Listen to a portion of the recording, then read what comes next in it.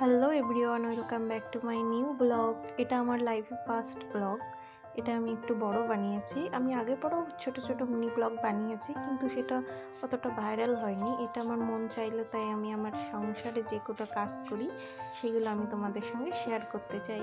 আর পারলে আমার নতুন ব্লগটাকে লাইক, কমেন্ট, শেয়ার করো। তোমরা দেখিয়ে নিলে আমি ঘরটাকে ভালো করে ক্লিন করে ঝাঁপিয়ে নিয়েছি, নাহলে নোংরা থাকলে আমার ভালো লাগে না। তারপর আমি এখান থেকে বাইরে থেকে কী যেন একটা করতে গেছিলাম, সেখানে এখানটা থালা বাসন ছিল, সেগুলো আমি গুছিয়ে রাখছিলাম ঘর পরিষ্কার করে। সেগুলো ধোয়া হয়ে গেছিলো। এবার আমার কাছে রিং লাইট নেই, তো সেই জন্য আমি থালা বাসন ধোয়ার ভিডিওটা করতে পারিনি। তো তোমাদের ভালোবাসা পেলে আমি নিশ্চয়ই একটা রিং লাইট কিনে আবার নতুন করে ডেলি ব্লগ দেওয়ার চেষ্টা করবো, তোমরা পাশে থাকলে। তারপর আমি বোতলগুলো ভরে নিলাম। তোমরা দেখলে আমার বোতলগুলো ভরা হয়ে গেছে, তাও দুটো বাইরে ছিল, সেইগুলো এক হাতে যেহেতু ভিডিও করতে হচ্ছে নিজে নিজেই, সেই জন্য আর একটা বোতল এখানে রেখে দিলাম। রেখে এইখানে একটা আমি বিটরুটের একটা ফেস প্যাক ইউজ করছিলাম। এটা আমি দুদিন মনে হয় ফেস প্যাকটা ইউজ করেছি। মোটামুটি খারাপ না, ভালোই। আমার পার্সোনালি খুব ভালো লেগেছে। তোমরা যদি ব্যবহার করতে চাও করতে পারো। ফেস প্যাকটা লাগিয়ে আমি পুরো ভুতনি হয়ে গেছে। আমি ভালো করে ফেস প্যাকটা লাগিয়ে দেখো পুরো ভূতের মতো হয়ে গেছি। এবার আমার জামা কাপড় ছিল বাইরে ভেজানো, তো সেগুলো কাচতে গেছিলাম। তো এবার আমি নতুন নতুন ভিডিও বানাচ্ছি, তো এবার ফটোটা তোমার ভিডিওর মধ্যে চলে গেছে, তো সেটা আমি কাটতে পারছিলাম না। তারপরে আমি সুন্দর করে জামা কাপড়গুলো কেচে নিচ্ছি। এবার অনেকই জামা কাপড় ছিল, অল্প জামা কাপড় ছিল না, তোমরা দেখতেই পাচ্ছ অনেক জামা কাপড় ছিল। তারপর আমি ভালো করে ঘরের সামনে ঝাড় দিয়ে নিচ্ছি, যেহেতু স্নান করার আগে আমি প্রতিদিনই ঘরের সামনে ঝাড় দিয়ে নিই, নাহলে আমার ভালো লাগে না পার্সোনালি।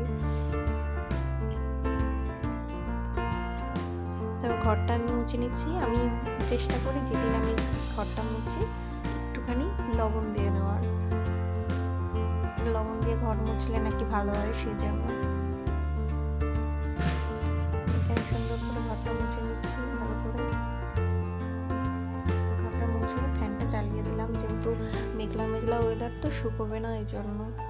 নাহলে এবার পায়ের ছাপ পড়ে যেতে আমার মোছা আর না মোছা বৃথা যাবে, সেই জন্য ঘরটা মোছার জন্য মুছে আমি ফ্যানটা চালিয়ে দিয়েছি। তারপর আমি স্নান করতে যাবো। স্নান করে এসে কালকে সন্ধ্যা দেওয়া হয়নি, সেজন্য থালাগুলো নামানো হয়নি। আমি থালাগুলো স্নান ধুয়ে এসে আমি পুজোটা দিয়ে দেবো।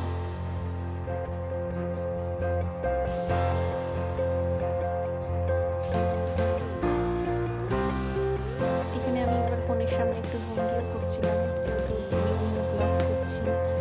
এখানে শঙ্খ বাজিয়ে নিচ্ছিলাম, ঠাকুরকে দেখাচ্ছিলাম।